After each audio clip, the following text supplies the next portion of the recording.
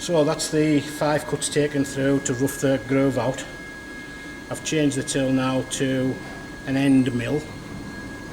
It's slightly bigger. This is 8mm diameter, whereas the slot drill was 7.5. So while the machine was stationary, I've left the Y axis exactly the same on Y0, so the tool is still, or the spindle of the machine is still in the centre of that block.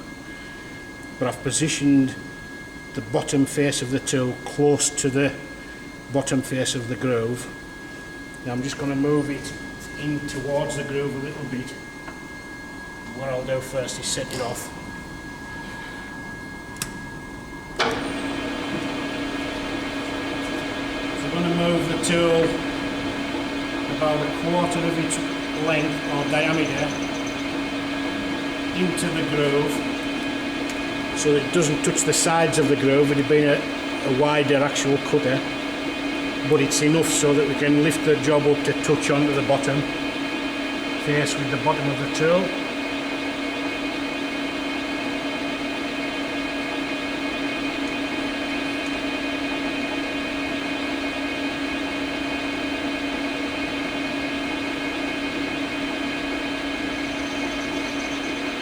So that's it touched on. You've got to be nice and careful, and we'll zero our Z again. And what we're going to do is keep that Z on 0 for the next few cuts. But what we're going to do first of all is run the cutter through just to take a little bit out of both sides of the current groove to make it fully 8mm wide, exactly on Y0. And then we're going to start taking a little bit out of each side of the groove to at about 0.1 at a time in conventional milling until we get the groove to exactly 9mm wide and it being exactly in the centre of the block. So we're going to check the width of the groove with slips, and we're going to check the width of each side of the groove with a micrometer. So I'll do a few cuts. First of all, this first one is just as it is at Y and Z0, and them noises that you can hear is the wind on the building, not the tool.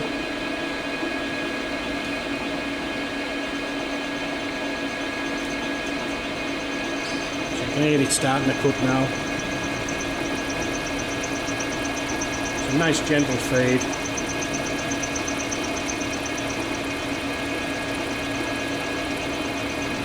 And then once we're through on this cut, we'll start moving the block a little bit either side of Y0, so 0.1 each time, which will widen the groove by 0.2 total for each 2 cuts that you take.